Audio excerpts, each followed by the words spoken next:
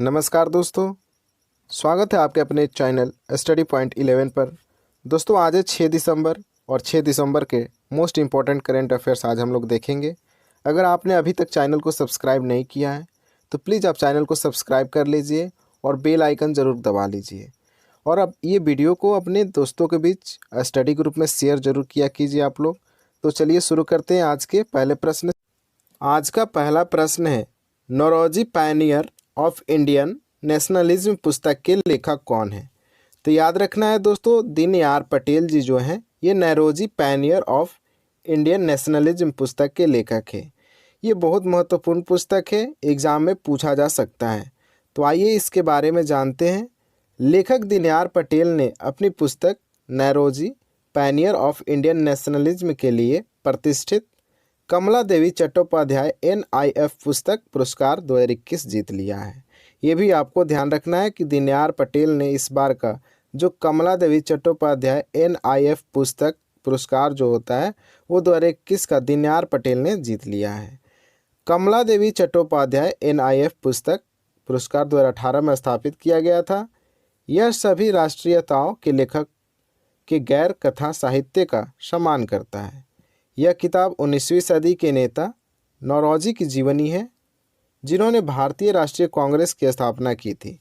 वो भारतीय मूल के पहले ब्रिटिश सांसद थे। तो ये आप लोग को याद रखना है, बहुत इम्पोर्टेंट पुस्तक है। चलिए अगले प्रश्न पे चलते हैं। हॉर्नबिल फेस्टिवल किस राज्य या केंद्र शासित प्रदेश में मनाया जाने वाला एक सांस्कृतिक उत्सव है? तो याद रखिएगा दोस्तों, नागालैंड में ये उत्सव मनाया जाता है, हॉर्नबिल फेस्टिवल। आइए इनके बारे में जानते हैं। आप यहाँ फोटो भी देख सकते हैं हॉर्नबिल फेस्टिवल का। आइए देखते हैं इसके बारे में। अंतर जनजातीय संपर्क को प्रोत्साहित करने और नागालैंड की सांस्कृतिक विरासत को बढ़ावा देने के लिए नागालैंड सरकार हर साल दिसंबर के पहले सप्ताह में हॉर्नबिल महोत्सव का आयोजन करती है। राज्य पर्यटन और कला और संस्कृति विभागों द्वारा आयोजित हॉर्नबिल महोत्सव एक छत के नीचे सांस्कृतिक प्रदर्शनों का मेल प्रदर्शित करता है। त्यौहार आमतौर पर कोहिमा में हर साल 1 से 7 दिसंबर के बीच होता है। तो आपको इस प्रश्न में बस एक ही चीज़ याद रखना है कि हॉर्नबिल फेस्टिवल जो है वो नागालैंड में मनाया जाता है। आइए अगले प्रश्न पे चलते हैं।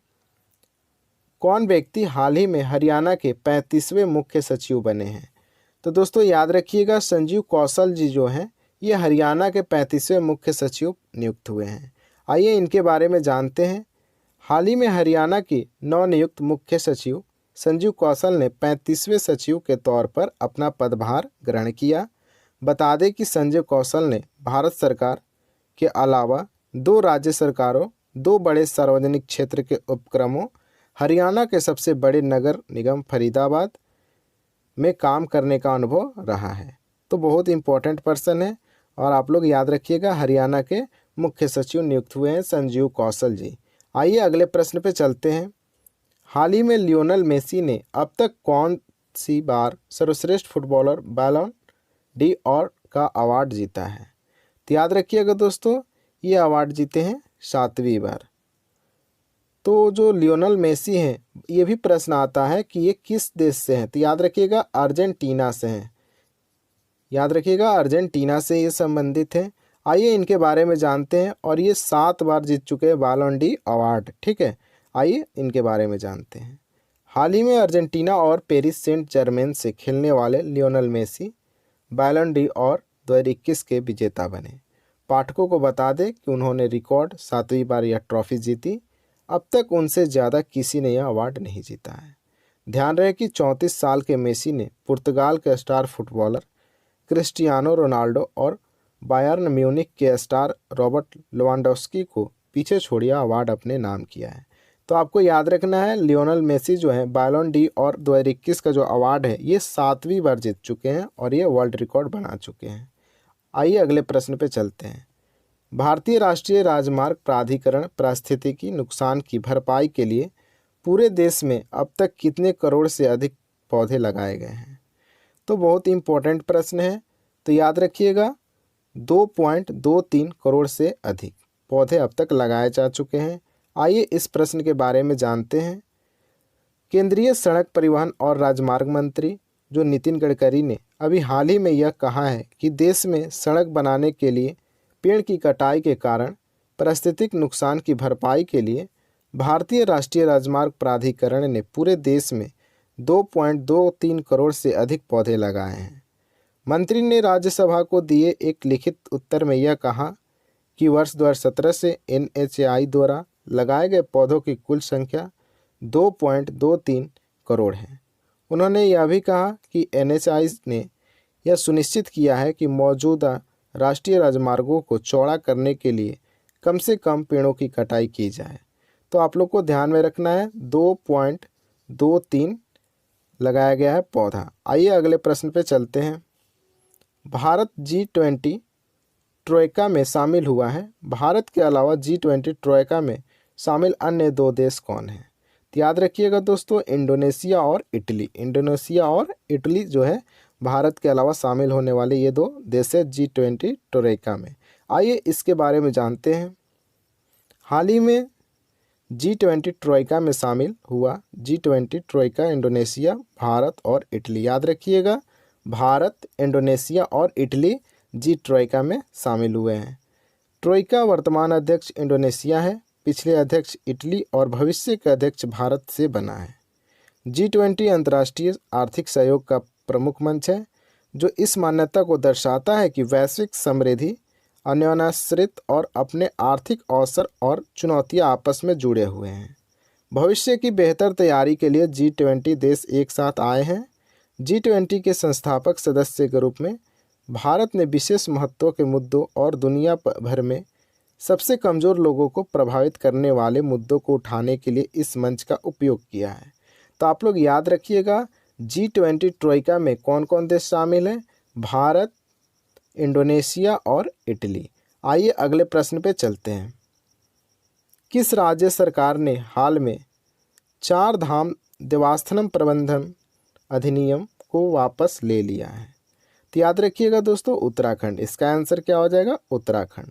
तो उत्तराखंड राज्य सरकार ने हाल ही में 4 धाम देवस्थानम प्रबंधन अधिनियम को वापस ले लिया है।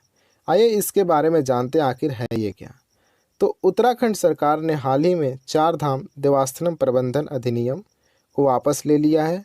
विश्व हिंदू परिषद और प्रमुख तीर्थ स्थलों के पुजारियों और अन्य हितधारकों के विरोध के कारण अधिनियम को वापस ले लिया गया था। 4 धाम तीर्थ प्रबंधन अधिनियम 2019 में उत्तराखंड राज्य विधानसभा द्वारा कानून बनाया गया था। तो आप लोग ध्यान में रखिएगा दोस्तों, जो उत्तराखंड राज्य है ये 4 धाम देवस्थानम प्रबंधन अधिनियम को वापस ले लिया। ये बहुत इंपॉर्टेंट करेंट अफेयर्स है, आप लोग इसको याद रखिएगा। अगर आपने चैनल को सब्सक्राइब नहीं किया तो आप प्लीज़ चैनल को सब्सक्राइब कर लीजिए और बेल आइकन को दबा लीजिए। आइए अगले प्रश्न को देखते हैं। अंतर्राष्ट्रीय मृदा दिवस कब मनाया जाता है? तो याद रखिएगा दोस्तों, अंतर्राष्ट्रीय मृदा दिवस 5 दिसंबर को मनाया जाता है। आइए इसके बारे में जानते हैं। तो बात करते हैं 1 दिसंबर। 1 दिसंबर को विश्व एड्स दिवस मनाया जाता है, याद रखिएगा। 2 दिसंबर विश्व कंप्यूटर साक्षरता दिवस मनाया जाता है। 3 दिसंबर अंतर्राष्ट्रीय विकलांग दिवस मनाया जाता है और 4 दिसंबर को भारतीय नौसेना दिवस। ये आप लोग को दिवस भी याद रखना है, क्योंकि हर एग्जाम में यहाँ से प्रश्न पूछा जाता है। आइए अगले प्रश्न पे चलते हैं। भारत के कौन से स्पिनर भारत के लिए सबसे ज़्यादा विकेट लेने के मामले में अनिल कुंबले एवं कपिल देव के बाद तीसरे स्थान पर पहुँच गए हैं?